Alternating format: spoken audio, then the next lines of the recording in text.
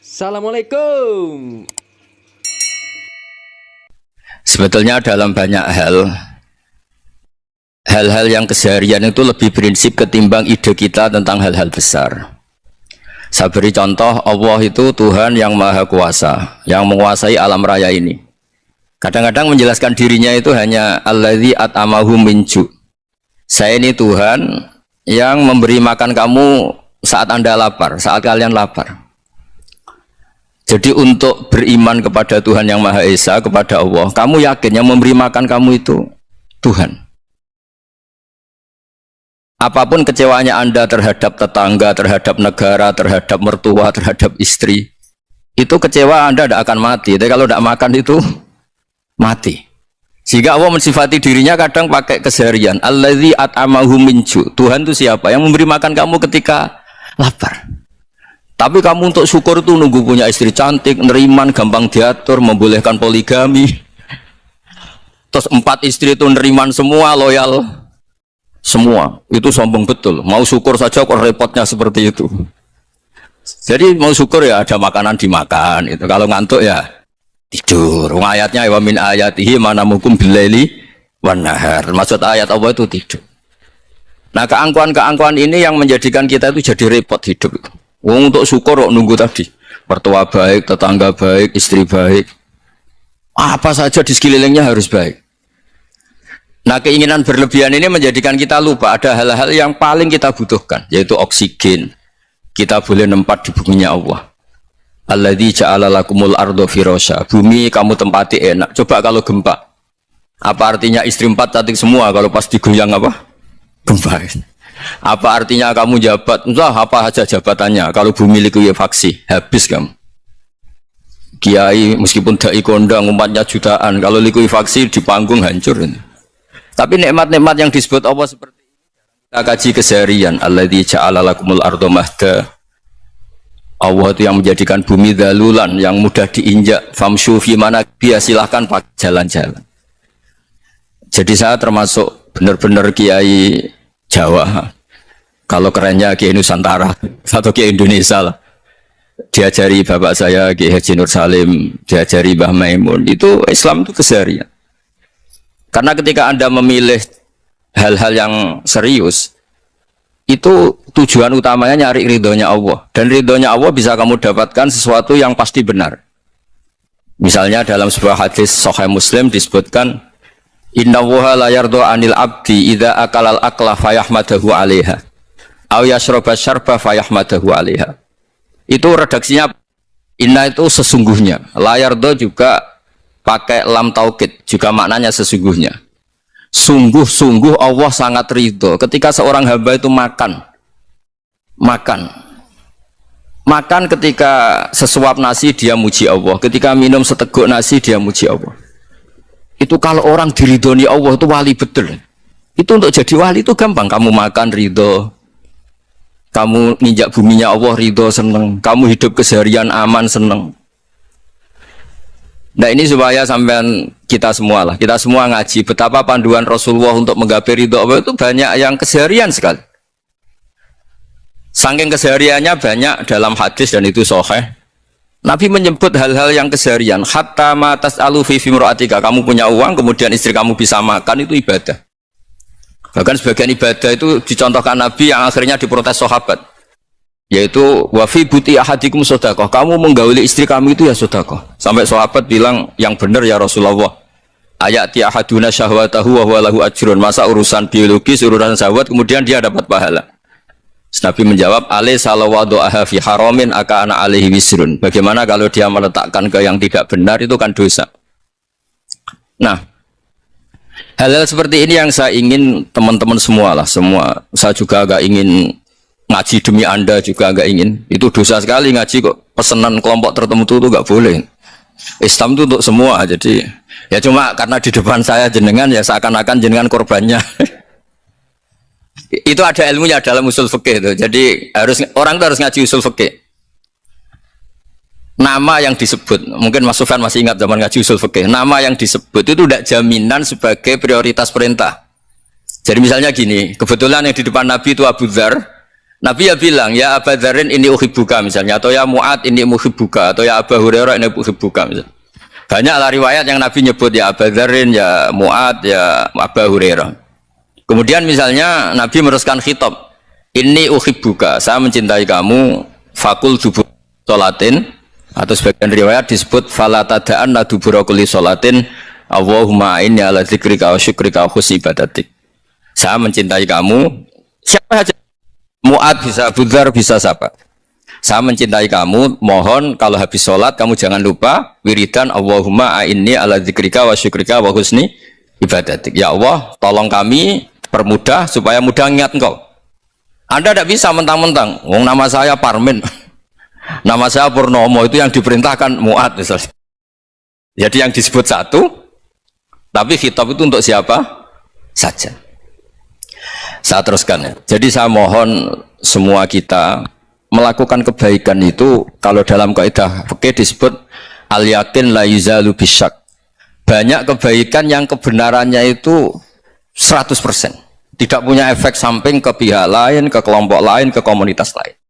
Itu tadi misalnya Anda makan dan itu murah sekali, hanya butuh satu piring. Setiap punyaan kamu muji Allah, setiap minum kamu muji Allah. Itu redaksinya Rasulullah SAW disebut Allah sangat ridho ketika seorang hamba makan, kemudian dia memuji Allah, atau minum kemudian dia muji Allah. Logikanya gampang. Negara seperti ini yang kamu harapkan bentuknya kayak apa, mertua, ipar, komunitas, tetangga, itu nyata terjadi itu kan belum pasti. Sementara yang mesti terjadi adalah kamu butuh makan, kalau tidak mati. Butuh minum, kalau tidak mati. Butuh bumi yang nyaman ditempati, kalau tidak kita juga mati. Sebab itu Allah kalau menyebut nikmatnya itu hal-hal yang keseharian. Alladzi at'amahum min ju'. Allah itu siapa? Allah itu yang menciptakan kamu bisa makan. Tidak berlebihan. Allah itu yang menciptakan kondisi sosial itu ideal. Zaman Nabi itu ya ada orang munafik. Orang-orang pilihan Allah itu juga diuji orang sekelilingnya yang macam-macam.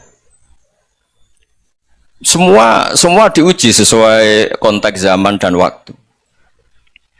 Nah, tapi ada ibadah-ibadah yang selalu disarankan Nabi. Sampai Nabi itu pernah ditanya, ayul Islam ya khairan ya Rasulullah, Islam terbaik itu gimana? Jawabannya Nabi itu unik. It'amu to'am. Islam terbaik itu ya makan-makan, yang santai-santai. Ketika Allah menyebut beberapa kebaikan, falak tahamal aqobah wa ma adrokan apa? Mal aqobah. Terusannya apa? Fakku raqobah. Terusannya apa? Au it'amun fi yaumin di masubah. Ya, atau acara makan-makan itu juga Islam. Kenapa? Ya bayangkan kalau tidak ada makanan, kita mati kan? Kondisi sosial tidak ideal tuh Anda masih gak apa-apa. Tapi kalau Anda tidak makan, Anda tidak minum, kamu punya istri cerewet masih bisa hidup, punya mertua cerewet masih bisa hidup. Tapi kalau tidak makan bisa mati. Berarti penting mana istri sama makan? Penting mana? Makan. Semoga istri Anda dengar. Nanti kamu disuruh makan tapi pulang deh. Itu kalau dibahasakan makan masih memahami. Penting mana nasi satu piring dengan istri. Nggak ada nasi mati, nggak ada istri belum mati. Penting mana? Ya, gak berani jawab kan? Nah, ternyata Anda ada garang kan di depan istri. Jadi saya mohonlah, mungkin Mas Sufyan Sauri tadi yang bisa bantulah teman-teman tuh ngaji yang keseharian saja. Karena kita nyari ridha Allah itu berdasar firman Allah, dan firman Allah itu menyebut keseharian tuh riang gampang. Itu tadi misalnya wa min ayatihi manamukum billaili wan nahar. Termasuk ayat-ayat Allah itu kamu tidur. Maka dulu itu ada guyonan, ada tokoh Mu'tazilah, kelompok dalam Islam yang berpikir manusia itu bisa menentukan ikhtiarnya sendiri. Karena saya bisa duduk, ingin berdiri, berdiri. Karena kelompok ini nggak terima kalau semua kehendak Allah, nanti bagaimana kalau semua kehendak Allah kok ada hisab, ya ada sanksi. Lucunya itu, dia akhirnya, ini cerita ya, mencintai seorang perempuan, cantik sekali. Dan itu dia menjadi ahli sunnah itu oleh hal-hal yang sepele. Karena istrinya cantik, ya namanya suami istri itu hubungan intim. Terus ditanya, Mas, masih ingin lagi? Masih. Silahkan diulang lagi. Wah ya tidak bisa. Katanya manusia bisa menentukan yang diinginkan. Itu tobat itu. Itu nggak bisa ditobatkan Mas Sufyan Ats-Tsauri. Orang cantik yang mudah nobatkan orang itu orang cantik. Segampang itu. Akhirnya kita tahu, makanya kalau dalam kitab hikam itu disebut al-akil mayakul madza yaf'alu wa hubi wal ghafil mayakul madza af'al. Orang yang punya akal karena sadar ini wilayah Allah, semua milik Tuhan, itu dia tiap hari berpikir besok Allah akan melakukan apa terhadap dunia ini. Kamu merencanakan suatu, mau plesir ternyata gempa, mau wisata ke Rusia ternyata perang. Kamu tidak pernah tahu apa yang akan terjadi besok. Wa ma tadri nafsum madza taksibu ghadan. Tapi anda semua kita ini sering punya jadwal permanen. Makanya saya kalau diundang siapa saja, sanad takdir. Yang jelas Gus ini acara penting. Ya masih acara penting nak pangeran ngersakno piye? Kowe ape dadi pangeran? Kamu kok mau jadi Tuhan? Itu kadang ya kiai gitu. Penting Gus acara ini jenengan harus memastikan bisa. Loh kamu itu yang ngajarin tauhid, sesuatu itu biadillah kok bilang-bilang apa pas? Pasti. Kalau maksa terus tak tobatkan loh kamu kata saya. Ya kalau gitu Gus bilang insya Allah. Wah itu hati saya, fisik saya, roh saya sudah bilang insya Allah. Tidak usah kamu latih kata saya. Nah hal-hal tauhid keseharian itu gampang sebetulnya. Wal ghafil yaqulu madza af'al. Tapi orang yang lupa Allah dia setiap hari bilang besok apa? Kita bisa melakukan apa? Seakan-akan dia itu aktor, dia penting, dia subjek permanen, dia. Padahal kita ini hanya objek kehendak Allah Subhanahu wa taala. Karena kita yakin sesuatu yang terjadi di alam raya ini kita tidak bisa apa-apa. Makanya saya sering ngaji, sering bilang saya, ketika Anda mensifati Allah, dia yang menghidupkan. Sudah itu tanamkan, sehingga ketika kita mati, santai saja. Kenapa santai? Allah punya cara menghidupkan kita. Zaman kita hidup juga gak tahu caranya ngelola jantung, ngelola paru-paru. Kamu juga gak tahu ngelola oksigen yang tidak beracun, tidak ngandung polusi. Tahu-tahu hidup. Gak ingin tua ya tahu-tahu tua, gak ingin mati tahu-tahu mati. Selama ini kita hidup juga gak tahu apa sebetulnya. Hanya gaya tok, punya jadwal, punya planning. Kalau kamu bisa menentukan pilihan Anda, pasti Anda istrinya cantik, 4 neriman semua, kona'ah semua. Nyatanya enggak kan? Sudah 1 jelek, cerewet. Wah itu kan, nyatanya enggak bisa apa-apa Anda kan? Dan kamu bawa mati lagi. Itu kan, istri Anda juga gitu, punya keinginan, punya suami yang ganteng, yang jabat, yang neriman, yang enggak poligami. Ya enggak kesampaian juga. Kalau kita ngitung tingkat kegagalan kita itu gagal terus. Ya kan? Nah, terus ingat Allah, madza yaf'alu wa hubi. Orang yang punya akal selalu berpikir Allah itu menghendaki apa terhadap saya. Lalu sama-sama orang itu. Ngelihat orang yang serius, itu kata Anda itu pemikir berat, serius. Senang punya tokoh yang merengut karena kamu anggap serius. Tapi sebagian orang anggap orang yang serius itu wong merengut, wong masam, wong muka kok ditekuk. Jadi sama itu hati ya muqallibal qulub tsabbit qalbi ala dini, karena kita enggak tahu cara berpikir kita tentang orang lain, tentang sekeliling kita. Misalnya kita orang baik yang jenis ngurmat fakir miskin, ada orang bangun masjid mewah itu janggal. Apa artinya masjid mewah kalau banyak orang kelaparan? Tapi kalau yang jenis pendidikan, apa artinya masjid mewah kalau tidak bisa ngaji? Nanti yang jenis infrastruktur, apa artinya ini kalau semuanya punya sudut pandang yang berbeda-beda. Dan Islam mengapresiasi semua kebaikan. Tapi katakan semua kebaikan itu adalah kehendak Allah Subhanahu wa taala. Karena apapun baik Anda itu pakai fasilitas yang diberikan oleh Allah Subhanahu wa taala. Sehingga ini yang disebut qulillah tsumma darhum fi khawdihim yal'abun. Ya kembali tadi ke tema-tema bahwa keseharian Anda ini sudah Islami. Saat Anda tidak bisa melakukan apa saja. Saya sering ada jenazah, biasanya kalau tetangga meninggal saya sering disuruh ngelepas. Saya bilang orang ini baik karena sering ngelamun di rumah, sering nganggur di rumah. Ditanya sama anaknya, kenapa Gus nganggur baik? Ya kalau dia nganggur artinya juga agak berbuat sesuatu yang maksiat kan? Ya kan? Orang nganggur di rumahnya ya tidak bunuh orang, tidak maling, tidak korupsi, ya namanya nganggur di rumah. Lah cuma istri cara pandang nganggur gak menghasilkan uang itu. Tapi juga gak menghasilkan kriminal kan? Jadi sebenarnya Islam itu makanya kalau sampai ngaji usul fikih itu ada kitab usul fikih namanya Lubul Usul, itu terkenal sekali di pesantren itu. Itu kalau ngapresiasi keseharian itu luar biasa.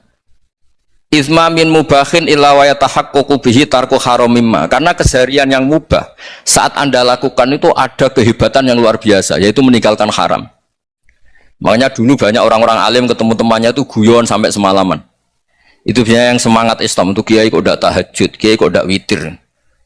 Orang yang sedang mapan uangnya banyak, malam itu tidak kelayaban itu sudah luar biasa. Melawan nafsu supaya tidak maksiat itu sudah luar biasa. Supaya lupa guyon sama temannya semalaman sampai subuh. Gejlok-gejlokan ngenang zaman miskin, zaman kuliah gak jelas, zaman apa. Melihatnya jangan tarkut tahajud. Seperti ini meninggalkan tahajud, tapi meninggalnya ini talkul muharramat. Jadi kayak apa hebatnya? Sehingga Imam Ghazali punya riwayat yang agak unik. Hatta takuna ibadatu akhiri hadil ummah iku an-naum. Sehingga suatu saat ibadah terbaik umat ini itu tidur. Itu kan riwayat kontroversi. Ketika Imam Ghazali ditanya, kenapa iya? Kenapa kamu mulai keluar dari rumah itu sudah banyak maksiat? Melihat perempuan yang enggak mahram, melihat fenomena. Tapi kalau kamu tidur itu enggak melihat apa-apa. Tapi juga kamu jangan nganggap tidur itu ibadah betul. Saatnya melakukan fardu ain malah masih tidur. Tapi itu sudut pandang yang menjadikan kita Islam itu gampang. Jadi saat Anda tidak bisa aktivitas apa-apa, misalnya ada beberapa orang yang lumpuh. Lumpuh itu memang nggak bisa Jumatan, nggak bisa ibadah, tapi dia juga nggak bisa maksiat. Tidur itu memang Anda saat itu tidak bisa tahajud, tidak bisa witir, tapi saat itu ada zina, ada maling, tidak gosipkan orang, tidak bully orang, tidak menanamkan kebencian, tidak hasud. Sehingga tidur menurut Allah Ta'ala wa min ayatihi manamukum billaili apa? Wan-nahar. Karena di tidur itu selain ada unsur istirahat, jaga kestamina, juga ada unsur meninggalkan beberapa keburukan. Nah, saya mohon ibadah yang keseharian ini kita jaga. Supaya kita semua baca ayat itu fasih. Fasih itu tertanam di hati. Allah itu siapa? Alladzi at'amahum min ju'i wa amanahum min khauf. Dan Allah kalau cerita di Quran itu anna sababnal ma'a sabba thumma syaqaqnal ardha wa syaqqa fa ambatna fiha habba wa inaba wa qadba wa zaituna wa nakhla wa hada'iqa hulba. Kamu tahu saya ini siapa, kata Allah? Saya ini adalah Tuhan yang menurunkan air, kemudian ada tanaman banyak, habba wa inaba wa qadba, ada zaitun, ada tin, kalau orang Jawa mungkin ada tela, ada padi, ada mangga, ada pisang. Sudah. Wa inaba wa zaituna wa nakhla wa hada'iqa hulba, ada perkebunan yang lebat. Tujuannya apa? Mata Allahkum, silahkan kamu pakai, kamu nikmati. Tapi karena kadang kita ini punya ide-ide besar. Tadi untuk syukur saja nunggu punya istri riman, rumah baik, tetangga baik, komunitas baik, semuanya baik baru syukur. Lama-lama nanti ada di surga, syukurnya nunggu surga paling kelas A. Itu sudah ada yang menghuni Rasulullah. Kamu nggak boleh di situ. Masa untuk syukur saja repotnya, masya Allah. Jadi mohonlah Quran yang kalau Anda hafalkan juz amma itu kan ada ayat-ayat yang kayak tadi. Ya, fal yang dzuril insanu ila ta'ami. Coba lihat apa yang kamu makan ya, dari mana? Dan untuk mempertahankan hidup kamu keseharian. Jadi jangan kira ibadah itu harus membentuk komunitas yang versi Anda. Ibadah itu harus hal yang mulu-mulu. Kesehariannya Anda alami. Loh, ini saya tidak bikin-bikin. Saya ngaji bukan karena berdasar pesanan. Itu ayat yang saya baca kan betul ada ayatnya kan. Fal yang dzuril insanu ila ta'ami anna sababnal ma'a sabba thumma syaqaqnal arda syaqqa fa ambasna fiha habba wa inaba wa qadba wa zaituna wa nakhla wa hada'iqa ghulba. Terusannya apa? Mata'al lakum, silakan kamu nikmati. Mata itu silakan kamu nikmati. Ya kayak sampean dikasih hidangan ya makan. Ya sudah makan, habis makan ya minum, habis itu ngantuk ya tidur. Ya sudah normal-normal saja. Kayak apa indahnya Islam. Tapi Anda mencari Islam yang gimana lagi? Nah, itu yang diajarkan guru-guru kita, diajarkan sanad kita sampai Wali Songo, sampai Rasulullah SAW. Bahwa pada akhirnya ada jihad, ada perang. Itu dulu memang perang, bukan membunuh. Beda. Dulu kita dijajah Belanda ya perang, dan itu normal karena kita dijajah. Jadi ketika orang lain ingin baik sama kita, wa in ahadum minal musyrikin astajaroka ya fajirhu hatta yasma'a kalam Allah. Kalau mereka ingin baik ya kita baik. Makanya ada istilah musta'man, mu'ahad. Kalau mereka ingin damai, berdampingan dengan kemajmukan ya itu yang lebih baik. Karena memang Islam menghormati proses perdamaian. Wa in janahu nawa lisalmi ya fajnah lah. Kalau ingin damai ya kita harus damai. Jadi andai kan dulu Belanda datang ke Indonesia kok minta besanan gitu. Ya mungkin kita juga seneng karena memperbaiki hidung kan, kalau kita besanan gitu. Nah tapi wong jajah dulu itu kan masalah kan? Apa? Masalah kan?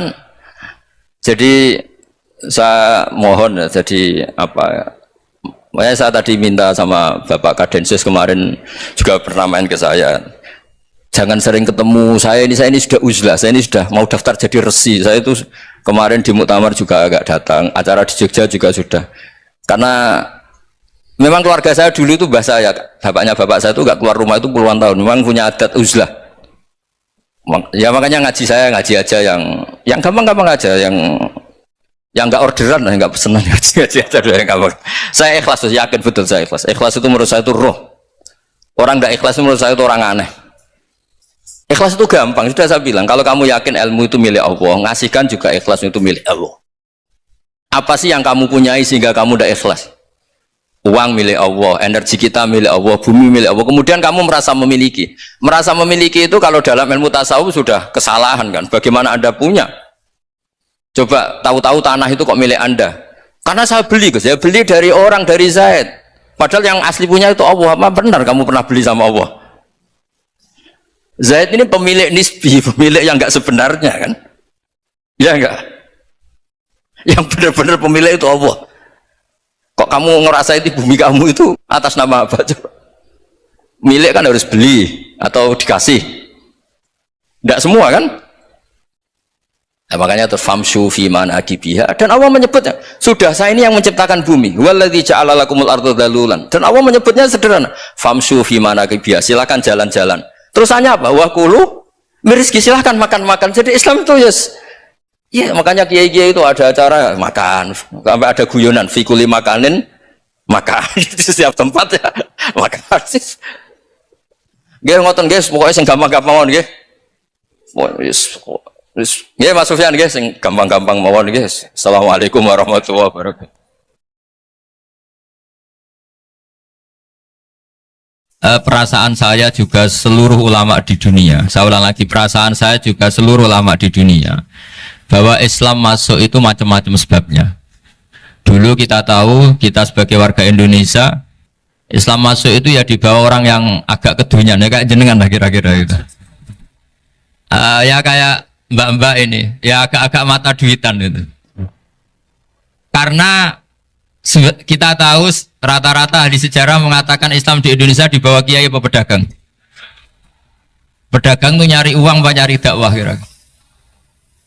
Ya semoga Anda mirip-mirip seperti itu.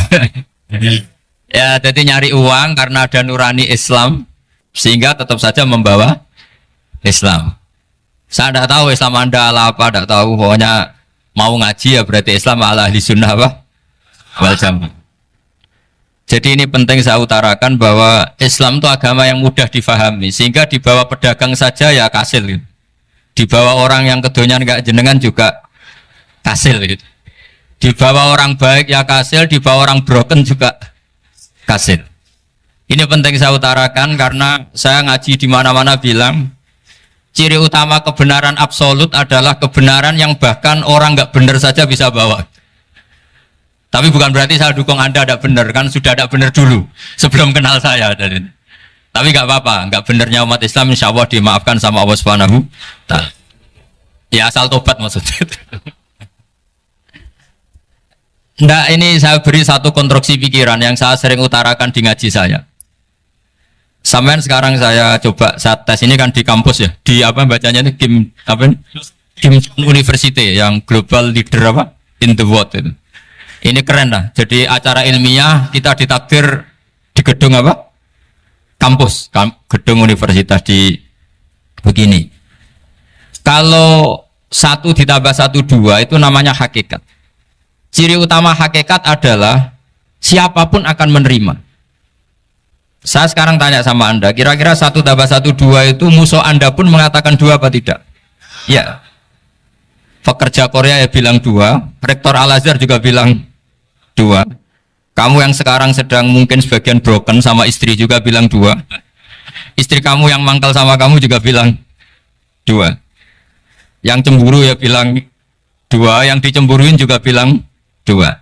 Karena begitu mudah kebenaran absolut diterima oleh siapa saja. Begitu juga eksistensi Allah sebagai Tuhan.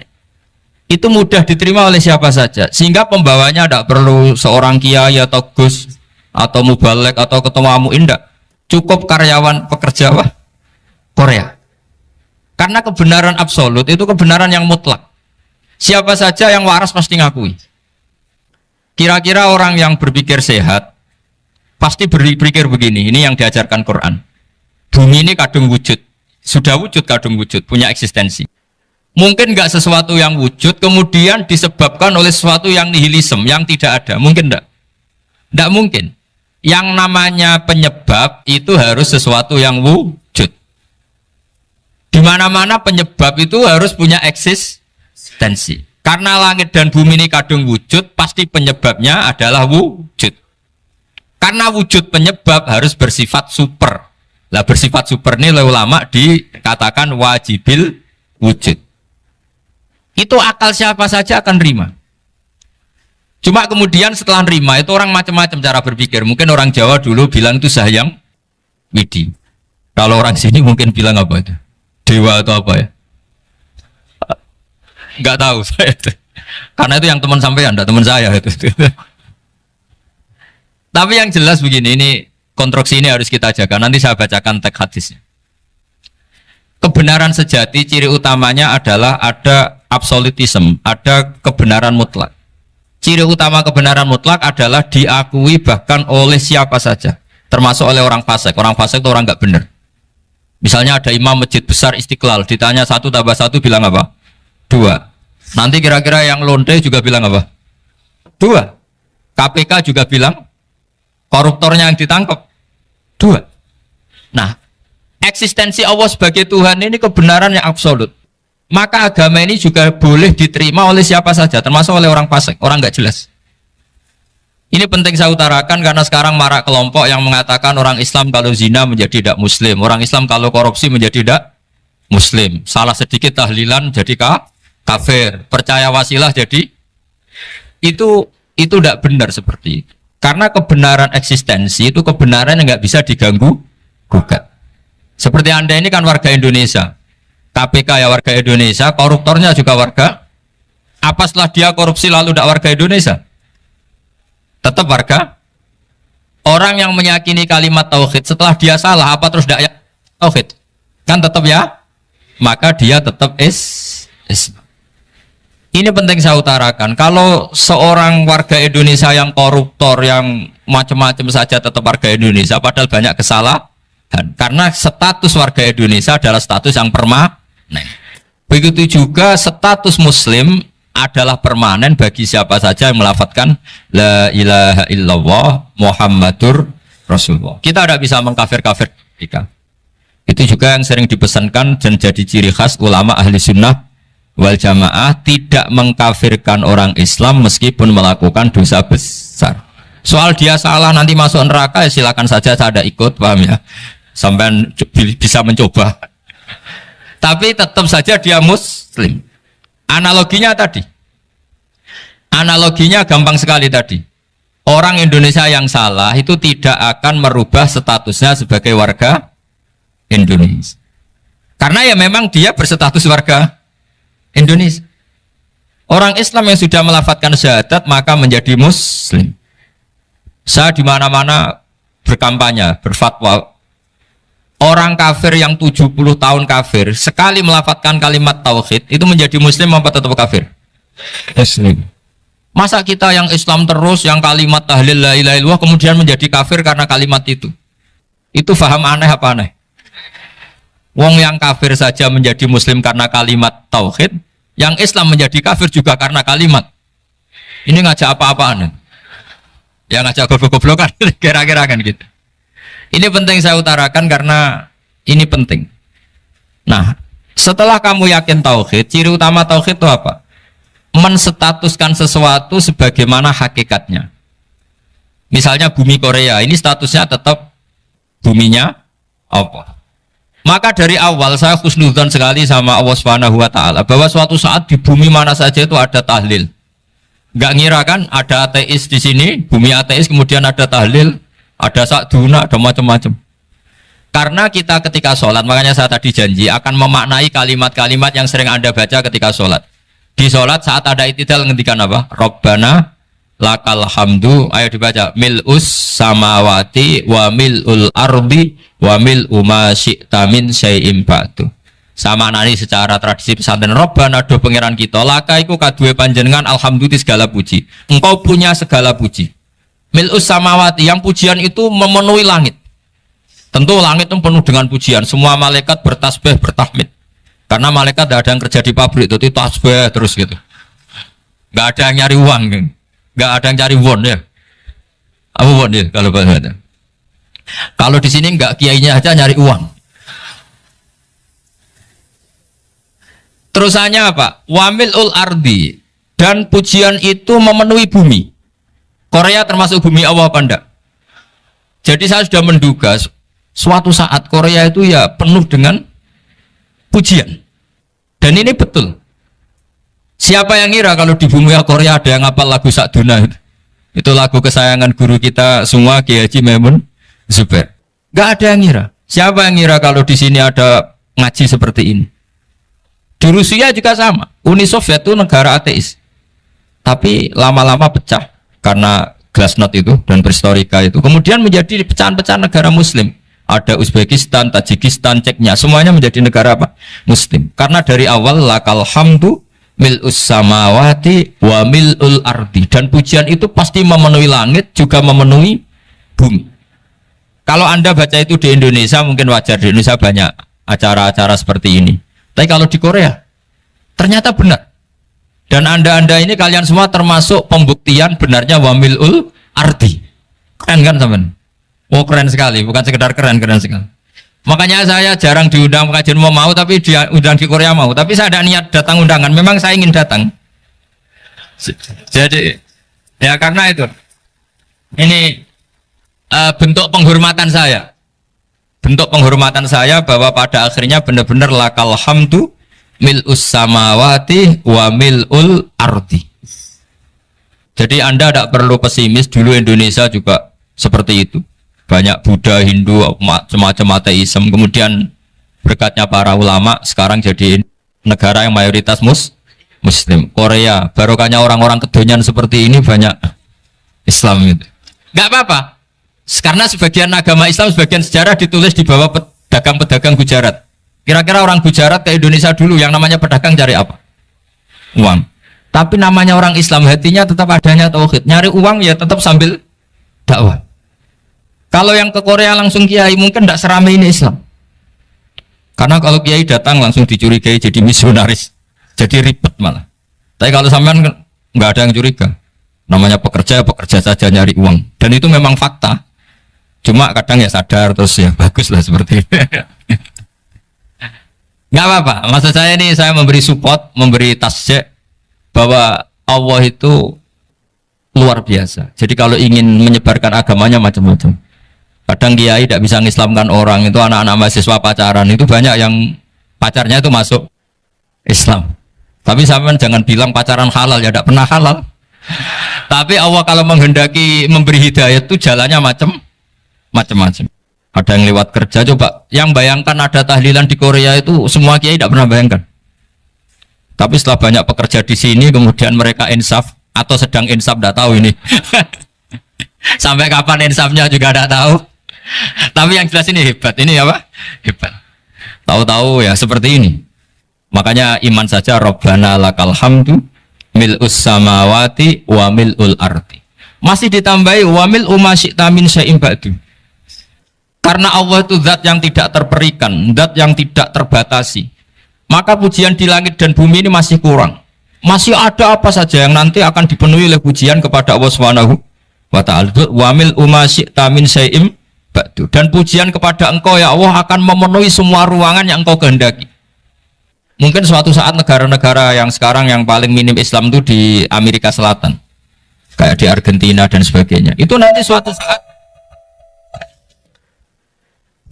saat juga penuh dengan pujian, karena tetap Rabbana lakal hamdu mil'us samawati wa mil'ul ardi wa mil'u ma syi'ta min syai'in ba'du. Saya di Jogja setiap akhir ngaji saya ajarin wiridan. Mungkin wiridan ini tidak asing bagi jenengan karena sering saya baca. Subhanallah wa bihamdihi adada khalqihi wa ridho nafsihi wa zinata arsyihi wa midada kalimat. Bahwa kita memuji Allah itu adada khalqi, sesuai jumlah makhluk Allah. Semua makhluk Allah meskipun kelihatannya mengecewakan, ini semuanya memuji sama Allah Subhanahu wa taala. Meskipun kadang kita kecewa, kadang kita tidak cocok. Coba barokahnya Anda ini agak-agak kecewa gitu dengan Indonesia karena nggak menyediakan lapangan kerja untuk Anda. Tapi ya nggak kecewa-kecewa amat ya, agak-agak saja. Karena Anda tetap semua mencintai Indonesia. Gara-gara agak-agak kecewa cari negara lain. Akhirnya di Korea, ada yang di Jerman, ada di Inggris. Tapi bawaan pernah ngaji di musola, Islam ini ke bawah. Sehingga karena Islam ini ke bawah, tahu-tahu ada komunitas yang memikirkan Islam. Umumnya orang mikir Islam itu ya bikin masjid. Kalau di Korea unik, nyewa apa? Nyewa gedung untuk masjid. Itu kalau diceritakan di Indonesia aneh. Ini masjid sewaan. Masjid. Tapi kalau di sini lazim, karena kalau beli mahal ya cukup sewa. Saya tidak tahu kalau dalam terminologi agama tempat Anda sujud ini nanti jadi saksi di akhirat. Itu yang permanen apa yang sewaan tidak tahu. Jadi nanti bumi ini tanya, ya saya ya Allah pernah dipakai sujud, tapi setelah 1 tahun nggak kuat menambah lagi. Makanya saya dukung tadi yang ada gerakan masjid apa. Sebenarnya permanen nggak permanen itu tetap bagus, tidak usah memaksakan. yang jelas saya sudah ikut nyumbang lelang tadi, dan saya berharap uang itu benar-benar untuk masjid. Kalau untuk tamirnya juga nggak apa-apa, yang penting untuk menghidupi masjid. Saya juga termasuk kiai yang nggak suka kalau hukum itu terlalu fanatik. Misalnya uang ini untuk masjid, kemudian imamnya diterlantarkan karena alasannya ini untuk masjid. Imam kan tidak masjid. Nah ini kalau imamnya nggak diservis kemudian mutung terus pulang ke Indonesia, ini jadi masalah. Tapi saya juga nggak suka kalau ada negara gitu. Betul-betul saya tidak suka. Yang imamnya itu terlalu diservis. Ini buruk sekali kan. Pernah ada anekdot, ini anekdot tapi nyata. Ada negara yang sangat sehat, ya. Islamnya sangat sehat. Itu imamnya 1 bulan tuh digaji 70 juta. Kira-kira 70 juta dibagi 1 hari berapa? 5 sholat ya? 5 kali 30 berapa? Kira-kira saja. 150. Berarti per sholat dapat berapa ya? Kira-kira. Kan biasa potong gaji kalau berapa kira-kira? Singkat cerita, si kiai dari luar negeri tadi cerita, apa Indonesia? Kiainya miskin-miskin, datang ke masjid kan kadang pakai ontel, adzan sendiri, qomat sendiri, sholat sendiri kadang. Itu nasib orang-orang Sragen dan Salatiga sebagian. Itu yang lapor karena mereka itu. Kalau Rembang insya Allah enggak. Tapi ada semuanya Salatiga, sebagian begitu. Itu yang cerita kiainya, bukan ini bukan hoax, memang kiainya cerita. Nasib kiai di Salatiga Gus katanya. Itu digojlok, tapi tetap sholat. Sehingga cerita orang tadi cerita, imamnya di sana naiknya Mercy, muadzinnya pakai BMW. Itu tetangga sebelah Indonesia banyak yang fasilitas imam seperti itu. Karena gajinya sampai 70 juta. Setelah dia cerita bangga karena negaranya mengapresiasi imam sholat, sama ke Indonesia dia omongin gini, makanya kamu sholat terus, takut potong gaji ya. Gitu. Itu kagetnya bukan main dia. Dikira itu satu sifat kelebihan negaranya, ternyata buruk sekali karena imam sholat karena takut potongan gaji. Akhirnya ke Indonesia bangga, alhamdulillah kita sholat tanpa gaji dan tetap sholat. Keren mana yang digaji sama Anda? Ini yang di atas ini banyak calon imam. Tidak keren mana imam yang digaji sama Anda? Keren yang enggak. Tapi kalau pertanyaannya dibalik, keren mana jamaah yang peduli imamnya sama yang enggak peduli? Jadi jawabannya harus tetap seperti itu. Imamnya keren yang ikhlas, tapi jamaahnya keren yang peduli imamnya. Jelas ini ya fatwa saya ya. Gimana? Imamnya baik yang ikhlas, tapi jamaahnya baik yang peduli nasibnya. Tapi sekali imam dari awal gak ikhlas itu harus di PHK. Itu bahaya bagi agama kalau awalnya sudah ada ikhlas. Karena nanti setelah habis subuh terus dihitung. Wong setahu saya sholat terus kok kenapa gajinya tinggal segini? Ya, setahu saya sholat terus kok gajinya tinggal segini. Terus nanti takmirnya bilang kemarin duhur Pak Yai tidak ngimamin. Kemarin asar ndak ngimamin. Terus dihitung. Bisa enggak agama akan berjalan seperti itu? Enggak kan? Ya makanya pertanyaannya tadi, suka atau punya imam ikhlas? Suka. Tapi imamnya juga suka kalau jamaahnya peduli. Ini penting. Jadi saya mensupport Anda, mensupport kalian semua bahwa agama ini akan diurus oleh Allah Subhanahu wa taala. Makanya Sayyidina Umar radhiyallahu anhu kalau disuruh mikir agama itu tidak mau. Tidak mau betul deh. Ketika Umar jadi khalifah itu puncak keemasan masa Islam. Semuanya stabil, semuanya hebat. Sampai Irak, Iran zaman itu Persia masih, semuanya Mesir, itu semuanya ikut Islam. Ketika Islam pada puncaknya, yang dikhawatirkan oleh masyarakat adalah begini, lalu setelah Umar itu bagaimana? Islam setelah dipimpin orang yang tangguh, yang kuat, yang waroi, yang zuhud, lalu setelah Umar itu gimana? Tapi Umar disuruh mikir gak mau. Sampai setiap Abdullah bin Umar jalan-jalan di kampung-kampung tuh abahnya dianggap pecundang. Tahu sampean pecundang? Orang yang nggak tanggung jawab. Karena orang-orang bilang gini, ya Abdullah bin Umar, bagaimana pendapat Anda kalau ada penggembala kambing di tengah hutan atau di tengah padang rumput, kemudian dia ninggal gelanggang kambingnya. Kamu anggap penggembala ini gimana? Oh itu penggembala yang dolim itu. Pasti kalau kambing ditinggal ya kacau.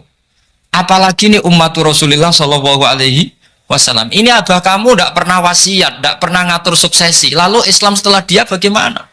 Suruh dia ngomong penggantinya siapa? Karena beliau sudah sepuh, harus ada suksesi.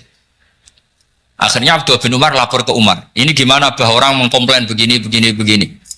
Apa kata Umar? Agama itu beda dengan kambing katanya. Agama itu milik Allah Subhanahu. Mbok saya pikir, tidak saya pikir tetap jalan.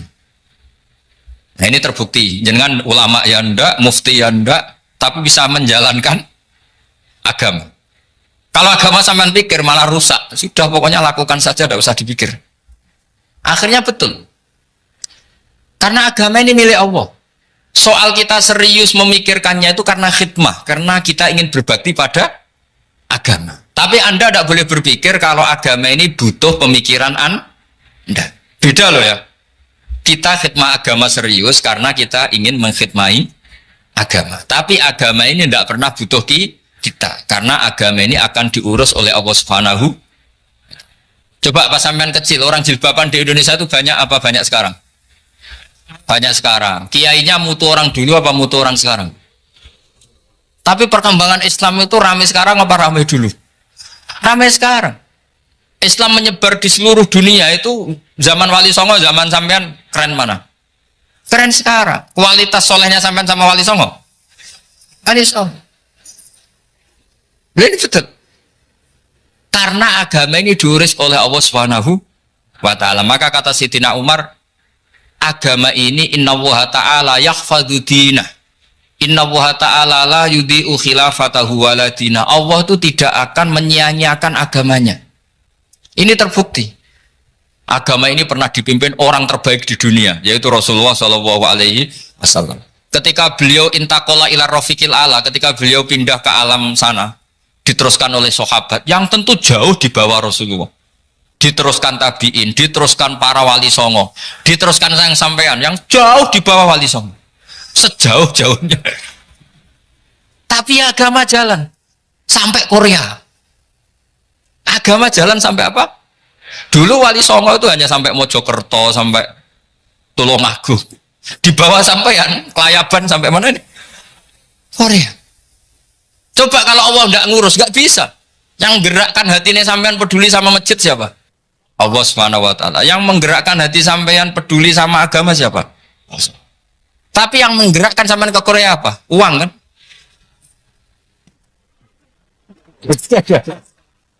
Nggak, nggak apa-apa, jujur saja, jujur ya, ada.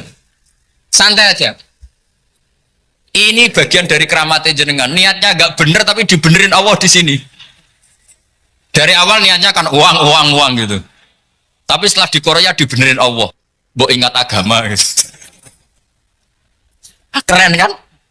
Makanya yang syukur sama Allah Subhanahu wa ta'ala. Yang bisa hanya Allah ta'ala. Makanya dalam dunia kiai selalu baca apa? Alhamdulillah alladzi hadana li hadza wa ma kunna linahtadiya laula an hadana Allah. Alhamdulillah kita diberi hidayat seperti ini. Kalau tidak Allah tidak bisa.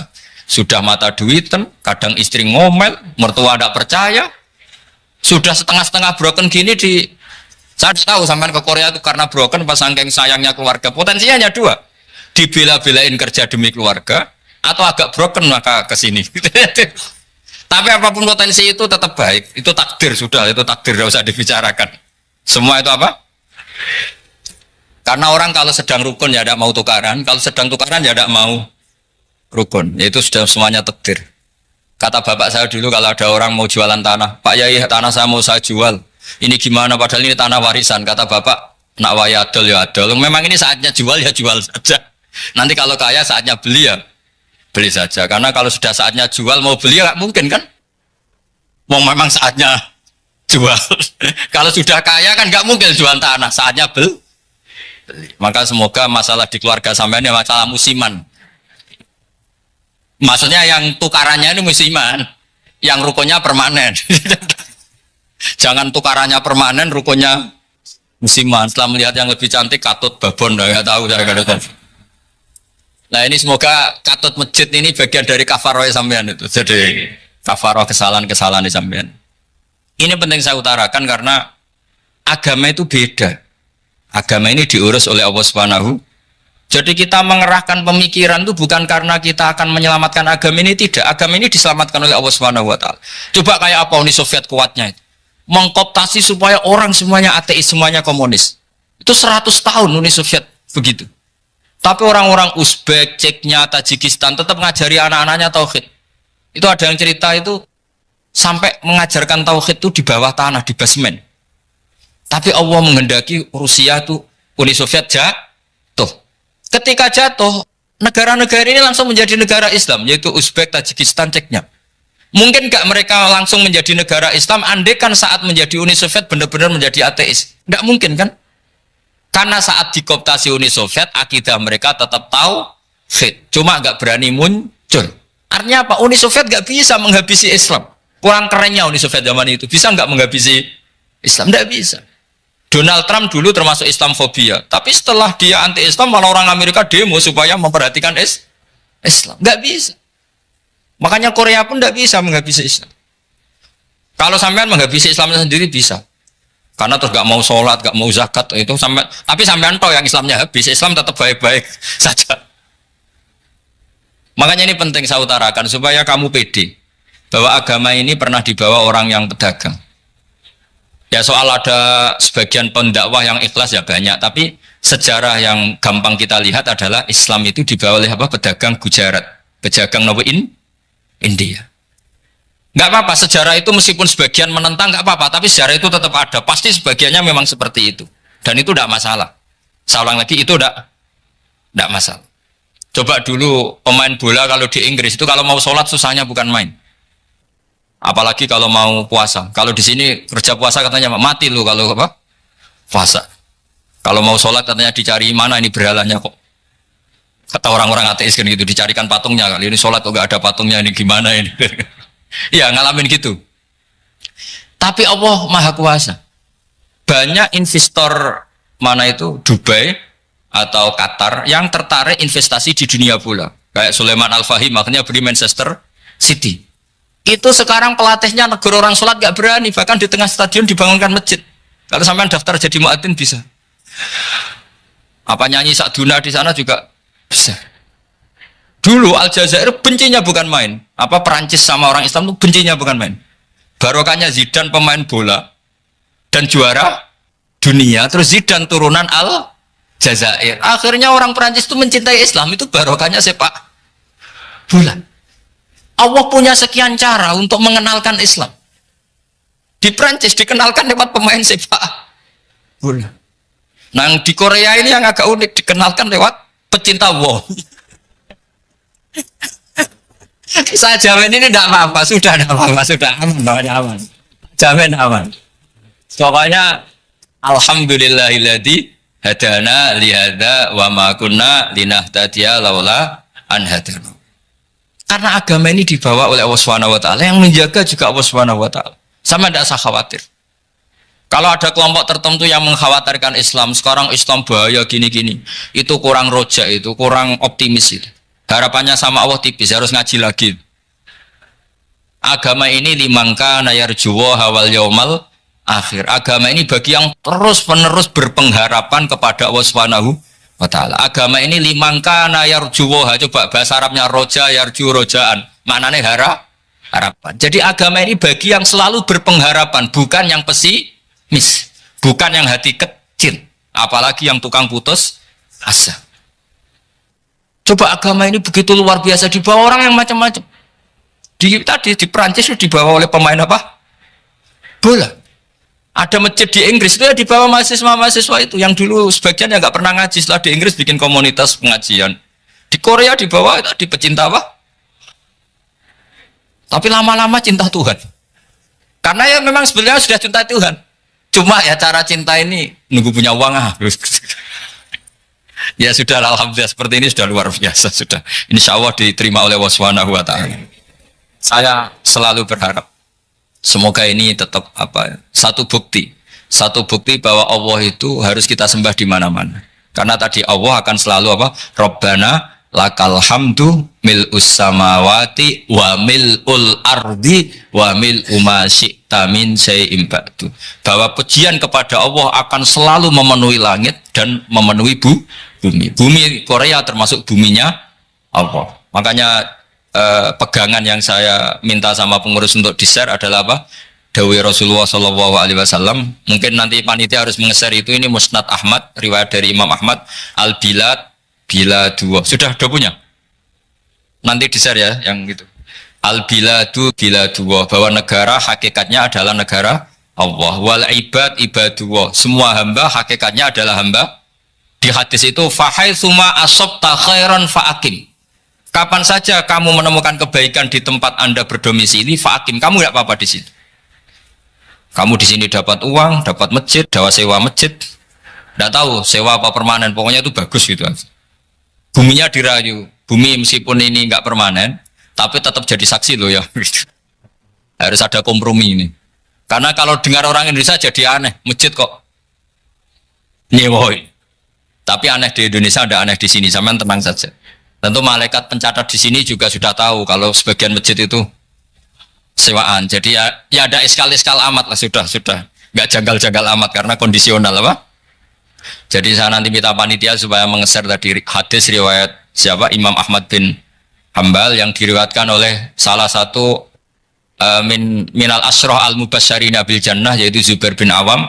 Nabi ngendikan al biladu biladullah, negara mana saja adalah negara Allah. Wal ibad ibadullah, semua hamba adalah hambanya Allah. Fahaitsuma asabta khairan, di mana saja kamu mendapatkan kebaikan, fa'akim, kamu tidak apa-apa berdomisili di situ. Ya saya mohon ini penting sekali. Pokoknya saya mohon kalimat tauhid ini dijaga. Karena kalimat tauhid ini kata semua ulama kasyajaratin thayyibatin asluha tsabitu wa far'uha fis sama. Dan kalimat tauhid ini pasti tu'ti ukulaha kullahinin bi'izni rabbiha. Kalimat tauhid yang dibawa umat Islam seluruh dunia. Meskipun dia orang fasik, orang nggak benar, tetap tu'ti ukulaha kullahinin bi'izni rabbiha. Kalimat ini akan membawa berkah bagi orang yang dihinggapi atau didomisili umat Islam. Coba sebagian nanti orang Korea menjadi Muslim itu karena di sini ada komunitas pekerja Muslim, kemudian menyisakan asarul Islam, jejak-jejak Islam. Nggak apa-apa, pasti kalimat ini tu'ti ukulaha kullahinim bi'izni rabbiha. Jadi kalimat tauhid adalah kalimat yang kata Allah tu'ti ukulaha kullahinim bi'izni rabbiha. Anda tidak usah khawatir bahwa apa yang Anda lakukan apapun kecilnya akan ditulis oleh Allah Subhanahu wa taala. Kata Allah wa naktubu ma qaddamu wa atharahum. Gimana di surat Yasin itu? Inna nahnu nuhyil mauta wa naktubu ma qaddamu wa atharahum. Saya bisa menghidupkan orang mati dan semua amal kalian saya tulis, kata Allah. Wa atharahum, dan jejak-jejak yang pernah kalian lakukan juga ditulis.